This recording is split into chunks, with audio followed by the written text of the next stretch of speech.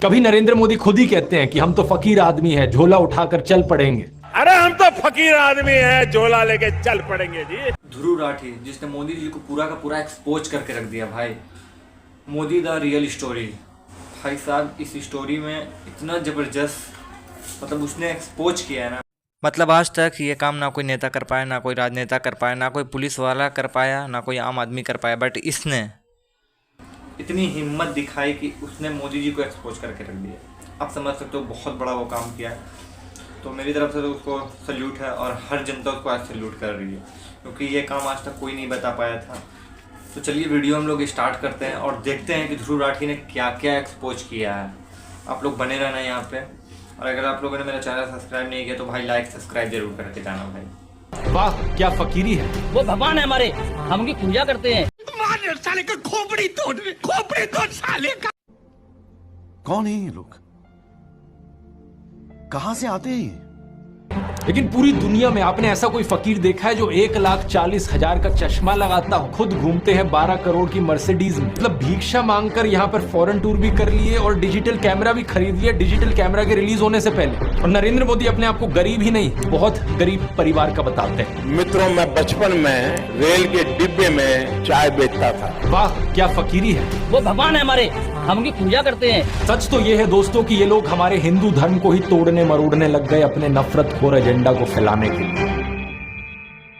नमस्कार दोस्तों, जर्नलिस्ट अनिल यादव एक बीजेपी वर्कर मंगल वाजपेयी से बात कर रहे थे कानपुर में। मंगल एक लोडर का काम करते हैं, यानी गाड़ियों में सामान चढ़ाने का काम करते हैं। क्या नाम बताएं? योगी साहब, मेरा मंगल वाजपेयी। मंगल वाजपेयी है, यहाँ लोडर का काम करवाते हैं। साथ ही साथ ये बीजेपी एमएलए महेश त्रिवेदी के लिए वॉलंटियर भी करते हैं। ये उम्मीद जता रहे थे कि बीजेपी इस बार 400 पार करेगी। चुनाव में किसका माहौल है? बीजेपी जीतेगी, जीतेगी 400 के ऊपर। लेकिन जैसे जैसे बात आगे बढ़ती है, मंगल अपनी परेशानियों के बारे में बताते हैं। वो बताते हैं कि उनके पास बिजली नहीं, सीवर की व्यवस्था नहीं, हमारे पास बिजली नहीं है घर में, हमारे पास लैट्रिन घर में नहीं है, हमारे पास सीवर व्यवस्था नहीं है। उन्होंने बीजेपी एमएलए महेश त्रिवेदी को कई बार कहा, हमने महेश त्रिवेदी से भी कई बार कहा कि 20 फुट पाइप पड़ना है, तो अगर पड़ जाए तो हमारे घर की सीवर व्यवस्था बन जाए। नहीं बन पाई। उन्हें कुछ भी नहीं मिला और ना ही उन्हें कुछ मिलने की उम्मीद है। त्याग तपस्या की मूर्ति है कि कुछ नहीं मिला, लेकिन उसके बावजूद कोई शिकायत नहीं है और ना कोई उम्मीद है मिलने की, और ना उम्मीद है मिलने की। लेकिन फिर भी वो खुद को भाजपा का भक्त कहते हैं। लेकिन ये तो कहा जाता है ना कि भूखे पेट ना होए भजन गोपाला। इस पर मंगल वाजपेयी जवाब देते हैं कि ऐसा कुछ नहीं है। आदमी बालू खाकर भी पेट भर सकता है, यानी कि मिट्टी खाकर भी पेट भर सकता है। सब हो जाता है अगर संत चलेगा।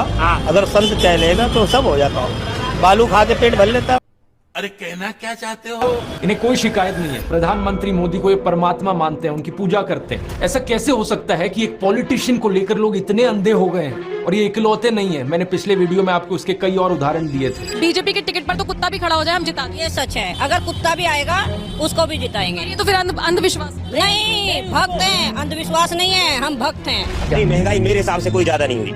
अब मैं 10 साल से बनियान नहीं पहन रहा, ये देखो आप। वो भगवान है हमारे, हम उनकी पूजा करते हैं। ऐसा हुआ है इमोशनल मैनिपुलेशन और ब्रेन वॉशिंग की वजह से। एक बड़े स्केल पर देश में लोगों का ब्रेन वॉश किया गया है, और जो माफिया यहाँ पर ब्रेन वॉश कर रहा है लोगों का, वो 4 डिपार्टमेंट्स पर काम करता है। पहला डिपार्टमेंट लोगों में गर्व और अहंकार भरता है कि आप महान हो क्योंकि आप हिंदू धर्म में पैदा हुए। दूसरा डिपार्टमेंट आपको एहसास दिलाता है विक्टिमाइजेशन का, कि सदियों से, 1000 सालों से आपके पूर्वज विक्टिम बनकर रहे थे। तीसरा डिपार्टमेंट आपके अंदर डर भरता है कि आपको खतरा है उन लोगों से। और चौथा डिपार्टमेंट यहाँ नरेंद्र मोदी को मसीहा बनाता है कि सिर्फ नरेंद्र मोदी ही आपको बचा सकते हैं। पहले 3 डिपार्टमेंट्स की मैं 3 अलग अलग वीडियोस में ऑलरेडी बात कर चुका हूं। अब वक्त है इस चौथे डिपार्टमेंट को एक्सपोज करने का। नरेंद्र मोदी की कल्ट ऑफ पर्सनैलिटी, कैसे इनके इतने सारे फेलियर्स के बाद भी लोगों को इमोशनली मैनिपुलेट किया जाता है कि लोग इन्हें भगवान मान बैठे। आइए जानते हैं आज के इस वीडियो में।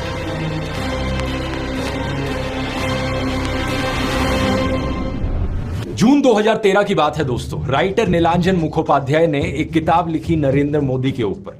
ये एक बायोग्राफी थी। इस किताब में लिखा गया कि कैसे नरेंद्र मोदी जब 6 साल के थे वडनगर रेलवे स्टेशन पर गुजरात में वो चाय बेचा करते थे। ये चाय बेचने वाला किस्सा तभी से लेकर नरेंद्र मोदी की संघर्ष की कहानी का ये एक मेजर टॉकिंग पॉइंट रहा है। 2015 में जब टाइम मैगजीन ने प्रधानमंत्री मोदी का इंटरव्यू लिया तो उन्होंने बताया कि कैसे वो एक बहुत गरीब परिवार से आते थे, कैसे बचपन में वो चाय बेचा करते थे रेलवे स्टेशन पर। इनकी एग्जैक्ट लाइनें सुनिए। मैं पॉवर्टी में पैदा हुआ हूँ, बचपन में मेरा पूरा बचपन पॉवर्टी में बीता है। मेरे लिए पॉवर्टी एक तरीके की पहली इंस्पिरेशन थी मेरी जिंदगी में। लेकिन कितनी सच्चाई है इन बातों में, बहुत से लोगों ने टाइम टू टाइम सवाल उठाए हैं। जैसे कि नरेंद्र मोदी के बचपन की ये फोटो देखिए। वे 1950 यानी 1950 में पैदा हुए थे। क्या उस समय किसी गरीब परिवार में पैदा हुए बच्चे के पास ऐसे कपड़े होंगे? जरा खुद ही सोचकर देखिए। सूट तक पहन रखे हैं इन्होंने अपनी बचपन की फोटोज में। मैं खुद 1994 में एक मिडिल क्लास फैमिली में पैदा हुआ हूं, लेकिन मेरी तो बचपन की ऐसी कोई फोटो नहीं मिलेगी आपको जिसमें मैंने कोई सूट पहन रखा हो। और नरेंद्र मोदी अपने आप को गरीब ही नहीं, बहुत गरीब परिवार का बताते हैं। इंडिया टुडे ने इनकी पुराने घर की एक फोटो पब्लिश करी थी, स्क्रीन पर देखिए। बहुत बड़ा घर नहीं है, लेकिन क्या आपको ये 1950s के किसी बहुत गरीब परिवार का घर दिखता है? परिवार में नरेंद्र मोदी के 5 भाई और 1 बहन है। 2 साल पहले नरेंद्र मोदी के छोटे भाई प्रहलाद मोदी ने कहा था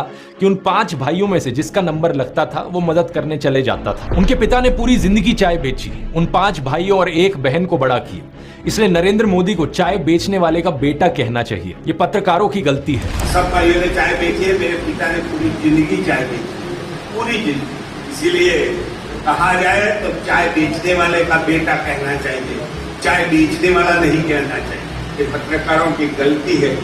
2014 में कांग्रेस नेता अहमद पटेल ने कहा था कि नरेंद्र मोदी कभी चाय वाला नहीं थे, बल्कि वो एक कैंटीन ठेकेदार थे। अब कांग्रेस की बात पर कितना यकीन किया जाए नहीं किया जाए, लेकिन 2021 में बीजेपी ने भी ये कैंटीन वाली चीज अनइंटेंशनली एक्नॉलेज करी थी। रेलवेज मिनिस्टर अश्विनी वैष्णव ने इंस्ट्रक्ट किया ऑफिशियल्स को कि वो वडनगर रेलवे स्टेशन पर एक कैंटीन को ब्यूटीफाई करें। इंडिया टुडे के आर्टिकल में यह क्लियरली लिखा हुआ है और इसके नीचे एक फोटो भी लगी है इस टी स्टॉल / कैंटीन की जो नरेंद्र मोदी के पिता चलाया करते थे। हाल ही में लिखे गए CNN के इस आर्टिकल को देखिए। नीलांजन मुखोपाध्याय खुद कहते हैं कि मोदी की जो पॉवर्टी की कहानी है वो ग्रॉसली एग्जैजरेटेड है, यानी कि बहुत बढ़ा चढ़ा कर लोगों को बताई गई है। इतना ही नहीं, एक दूसरे आर्टिकल में नीलांजन बताते हैं कि नरेंद्र मोदी के पिता के पास इतने पैसे थे कि वो मोदी और उनके भाइयों को स्कूल भेज पाए। और स्कूल जाने का मतलब था कि वो कहीं और फुल टाइम काम नहीं कर सकते थे, बस वो स्कूल के बाद अपने पिता का हाथ बटाया करते थे। ये सब सुनकर एक बहुत बड़ा सवाल आपके मन में आएगा कि ऐसी कहानियों को क्यों बढ़ा चढ़ा कर हमें बताया जाता है। नीलांजन कहते हैं ऐसा इसलिए किया जाता है ताकि इंडियन पब्लिक को एक आइडिया बेचा जा सके। मित्रों, मैं बचपन में रेल के डिब्बे में चाय बेचता था और आज आपके सामने खड़ा हूं।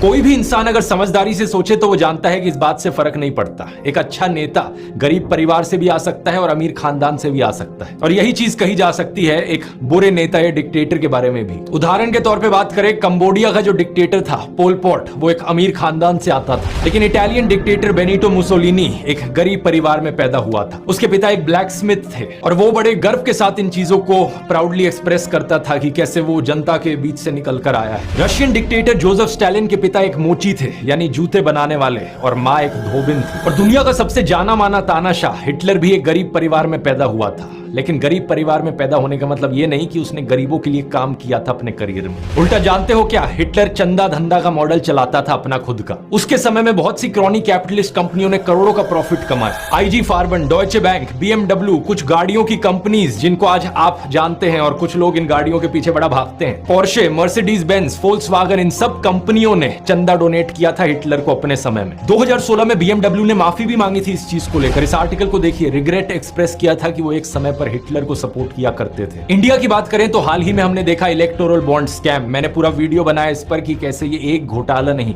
बल्कि घोटालों का भंडार था। बहुत सी कंपनियों को इससे फायदा हुआ और आम जनता को नुकसान। पिछले 10 सालों में प्रधानमंत्री मोदी के मित्र जैसे कि गौतम अडानी भरपूर तरीके से अमीर बनते रहे और देश के 80 करोड़ गरीब लोगों को 5 किलो मुफ्त अनाज लेने पर मजबूर कर दिया गया। बेरोजगारी और महंगाई ने गरीब लोगों की कमर तोड़कर रख दी है आज के दिन। अब तो ऐसी सिचुएशन आ चुकी है कि नरेंद्र मोदी खुद को गरीब परिवार का बताते हुए जिन राहुल गांधी को एलीट वर्क का प्रोजेक्ट करते थे, युवराज कहते थे, आज वही राहुल गांधी खुल्लम खुल्ला गरीबों को कह रहे हैं कि वो गरीबों के हैं और नरेंद्र मोदी अडानी अंबानी जैसे अमीर सेठों के हैं। अडानी को बिना मजदूरी बिना कुछ लाखों करोड़ रुपए देते हैं तो कहते देखो देखो देखो विकास हो रहा है।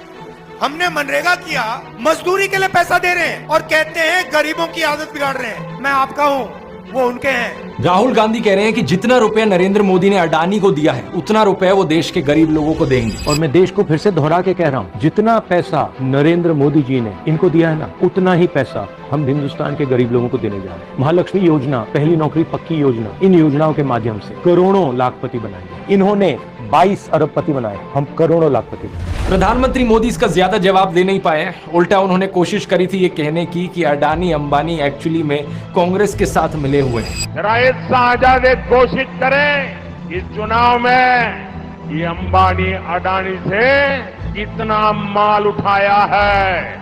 मार्च में आई इस रिपोर्ट को देखिए। भारत में इनकम इनइक्वालिटी 100 साल में सबसे ज्यादा हो गई है। इतनी बुरी हालत अंग्रेजों के जमाने में भी नहीं होती थी। ऐसे में अगर राहुल गांधी ने संकल्प लिया कि अगले 5 सालों में वो सभी 22 करोड़ गरीब लोगों को गरीबी से निकाल देंगे तो इसमें क्या गलत किया। लेकिन पीएम मोदी इस बात पर भी तंज कसने लगे। उनके पास खुद कोई अपना विजन नहीं है। 80 करोड़ लोगों के हाथ में कटोरा पकड़ा दिया और अगले 5 सालों के लिए यही 5 किलो अनाज वाली स्कीम एक्सटेंड कर दी। ना रोजगार का कोई प्लान बताया है, ना महंगाई कंट्रोल कैसे होगी ये बताया, ना गरीबी कैसे हटेगी ये बताया। और जब राहुल गांधी ने सबके लिए रोजगार की बात करी तो प्रधानमंत्री मोदी उनका मजाक उड़ाने लग गए। कांग्रेस के शाहजादे ने अभी घोषणा की, आप भी सुनकर के हंसोगे। सुनाऊं? जोरों से हंसना पड़ेगा आपको। और आपको ये भी मालूम कि ये टेम्पो में पैसा देते हैं, क्या ये आपका पर्सनल एक्सपीरियंस है क्या? फरवरी 2020 में गुजरात में नमस्ते ट्रंप इवेंट हुआ था तो गरीबों को छुपाने के लिए एक 1600 फुट लंबी दीवार बनाई गई थी। जरा खुद सोचकर देखो, 1995 से लेकर 2020 25 साल से गुजरात में बीजेपी की सरकार थी, जिनमें से 3 बार तो खुद नरेंद्र मोदी ही चीफ मिनिस्टर थे। लेकिन इनसे गरीबी नहीं हटाई गई, उल्टा ये गरीबों को छुपाने लग गए। G20 समिट के समय दिल्ली में भी यही हुआ था। कुछ बस्तियों को हरे पर्दे के पीछे ढक दिया गया था, यानी कि इन गरीब लोगों की मूवमेंट को भी रिस्ट्रिक्ट कर दी। इसी के तहत ये पूरी दुकानें यहाँ से ढक दी गई हैं। जो थोड़ा झुग्गी टाइप घर थे उनको भी ढक दिया गया है यहाँ पर। मारो मुझे, मारो मारो मुझे, मारो मारो। नहीं ये मजाक हो रहा है, एक सेकंड यार, मजाक हो रहा है। नहीं ये हम यहाँ वो गोरे सेठ आ रहे हैं हमारे देश में घूमने, तुम्हें एक पर्दे के पीछे छुपा दिया जाएगा। कैसा लगेगा आपको ये सुनकर? उन गरीबों की सोचो, उन्हें कैसा लगा होगा। सीधा कहते हैं कि यहाँ से जाओ, उस गरीब को तो भगा सकते हो, उस अमीर को भगा के देखो ना। तो इन सब चीजों के चलते नरेंद्र मोदी की ये जो गरीब परिवार वाली ब्रांडिंग थी अब ये लगभग खत्म हो चुकी है। लेकिन उनके कल्ट ऑफ पर्सनैलिटी का ये केवल एक हिस्सा है। दूसरा हिस्सा यहाँ पर आता है उनके परिवार को लेकर। व्हाट्सएप पर और गोदी मीडिया के जरिए आपको बार बार बताया जाता है कि नरेंद्र मोदी इतने महान हैं क्योंकि उन्होंने देश के लिए अपने परिवार को छोड़ दिया, अपनी पत्नी को छोड़ दिया। देखो वैसे ये एक पर्सनल मामला है, किसी पति पत्नी की आपस में ना बने ये कोई बड़ी चीज नहीं है, बहुत से लोगों के साथ ऐसा होता है। लेकिन यही लोग खुद इस पर्सनल बात को बीच में लाते हैं इसे अचीवमेंट के तौर पर दिखाने के लिए। देश के लिए पत्नी को छोड़ दिया, कोई सेंस है इस बात का? पूर्व प्रधानमंत्री लाल बहादुर शास्त्री जी ने तो अपनी पत्नी को नहीं छोड़ा, तो क्या वो देश के लिए काम नहीं कर पाए? महात्मा ज्योतिबा फूले की पत्नी सावित्रीबाई फूले के बारे में तो सब जानते हैं, क्या उन्होंने देश के लिए महान काम नहीं किया? मोदी जी को हराने में 90% अगर किसी को अवार्ड मिलना चाहिए तो वो ध्रुव राठी को मिलेगा आने वाले दिनों में। भाई साहब इस स्टोरी से मैंने तो बहुत कुछ सीखा। आप लोगों ने क्या सीखा आप लोग मुझे कमेंट ज़रूर करना भाई। Thank you so much YouTube family. मिलते हैं कोई नेक्स्ट वीडियो में न्यू एक्सपोज के साथ।